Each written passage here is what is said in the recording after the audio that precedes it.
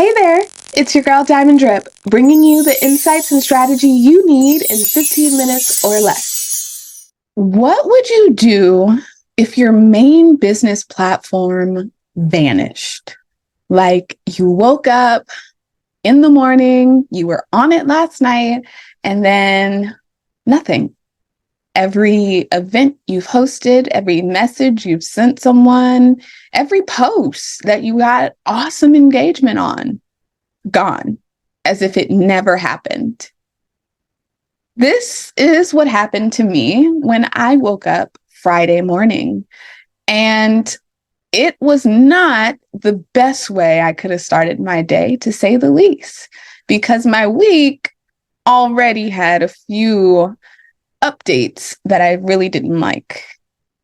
And this whole experience has been really eye-opening for me to see kind of the error of my ways, simply because this isn't the first time that it's happened to me. I know that these things happen without much warning on Instagram and Facebook. And that's why I made LinkedIn my focus and have made LinkedIn my focus for the past 6 to 8 months. But when I woke up without warning to my page being restricted and having to rely on waiting for a human being to talk to explain my side of what happened, that is proving to take longer than I thought. So I asked myself this question: how did you get here again? Right? Because if it happened once on Facebook and Instagram, why did you let it happen on LinkedIn? Sure, there's a different platform, but what else happened here? And for me, I was doing a really good job of actually getting people off of social media and into my private community, the Balanced Business Network meetups, so that they could stay in the know about events and things that I was doing. I stopped because in my program, there are people who have lots of different knowledge banks. And when I heard that posting too many links on your personal page can get you flagged and therefore show your page and post less, I was like, it makes no sense to put a link or a call to action on almost all of my posts if it just means that my posts will get shown less.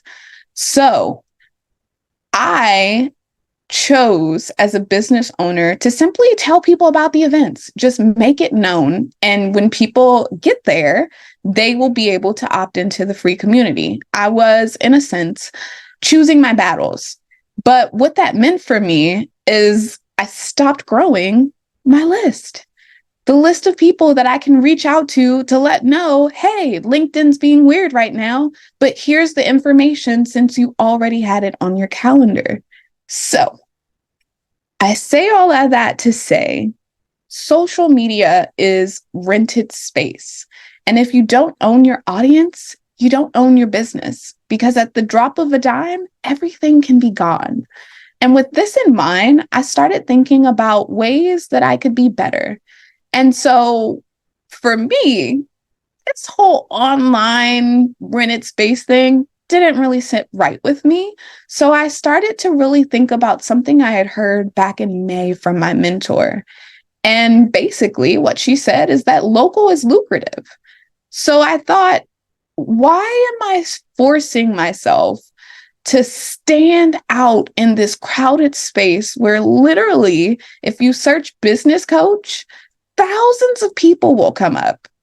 Why am I not getting myself out there to a smaller niche, i.e., my community, and letting them know that I'm a resource for them? Why do I have to leave home to let people know what I do?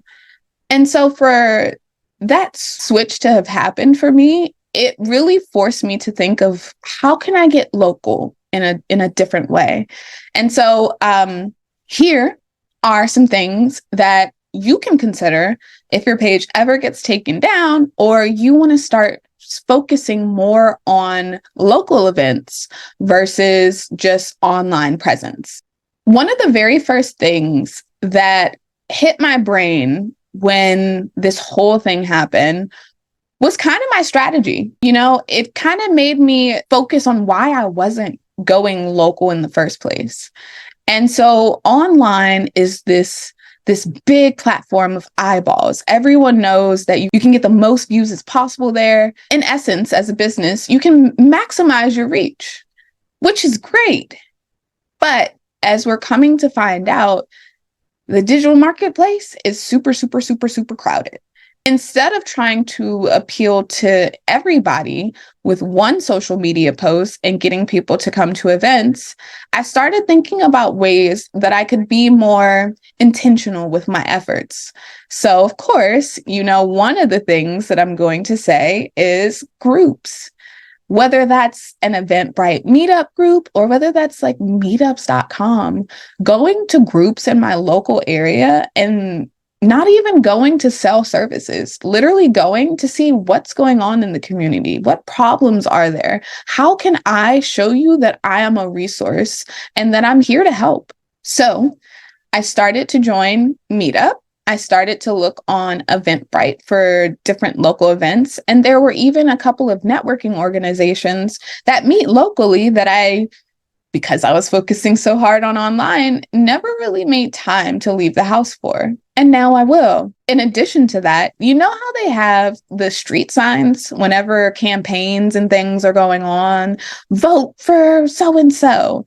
Well, one thing that I noticed was that occasionally businesses do the same. You ever seen a street sign that says, "We buy junk cars for $200, or possibly even hair braiding specials if you're in the DMV area specifically? But one thing that I never really noticed as a sign was someone with their face on it talking about how they are a resource in business. I think that so many people have this idea of starting a business, but for many people, we don't know where to start, including me 4 years ago. And so letting people know that whenever you're ready to make that decision, don't let the fear of what if stop you from growing a business you love. I'm here for you to help you with next steps. Why would I not do that? You know? So that'll be one of the methods that I'm going to go ahead and give a try. Just street signs and seeing how that will help. The next thing that I'm going to do is I make the joke that I don't leave the house, but I actually, when I do leave, only go to about a few places. So why not tap into those resources? What I'm talking about specifically are gas stations, are the rec center where I drop Taylor off for practice, are even in my local community, the leasing office, putting flyers or a magazine on the table that has an article talking about what I do. Whatever the case is, I can be known in the community as a resource for business strategy and mindset when it comes to business. So instead of trying to grow as much as I can online, which is not going to stop being the focus, I'm instead going to incorporate local outreach as well, because as my mentor said, local is lucrative. So in whatever ways that you possibly can, especially going into Q4, start strategizing and seeing where you can get local in your community. Could you speak at library events?